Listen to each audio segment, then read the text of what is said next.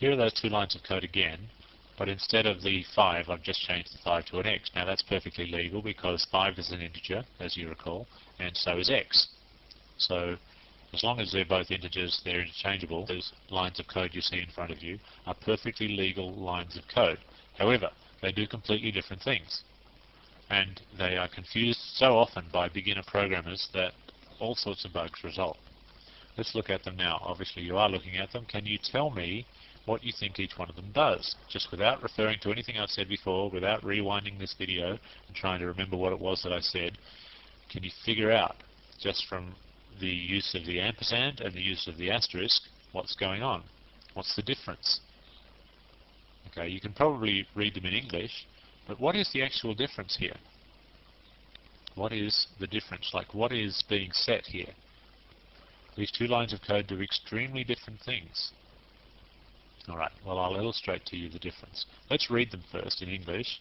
PTR equals the address of x. In other words, set PTR to point to x, or set PTR to be the address of x.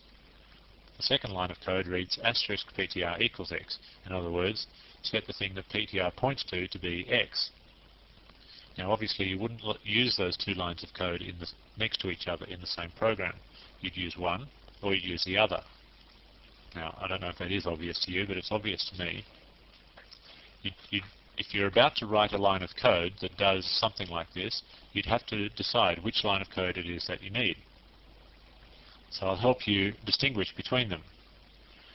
The first line of code is an initialization of PTR. It actually sets pointer, or PTR, to point to something. If PTR was already pointing to something, it causes it to point to something else. In this case, it causes it to point to x.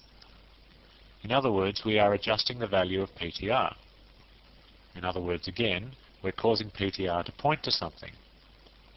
The second line of code, asterisk PTR equals x, assumes, this is a very, very important but implicit and invisible assumption, the assumption is that PTR already points to something.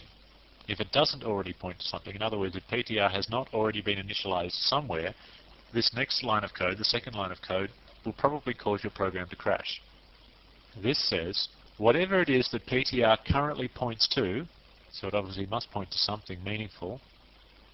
If PTR is an integer, then it's obviously pointing to an integer. So the integer that PTR currently points to, set that to be the value of x.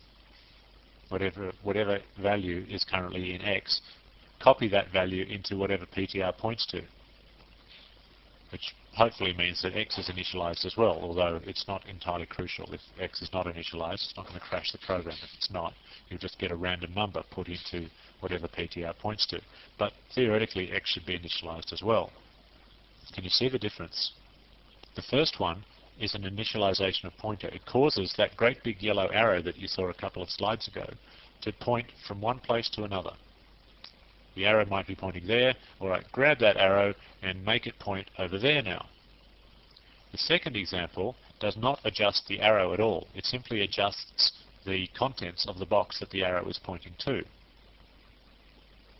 Okay, but I hope I've made that clear. Hopefully now you all have a solid understanding of at least the mechanics of pointers, just what they are. I'll now explain to you why they were invented in the first place. So we know what they are, and now we'll know why they are.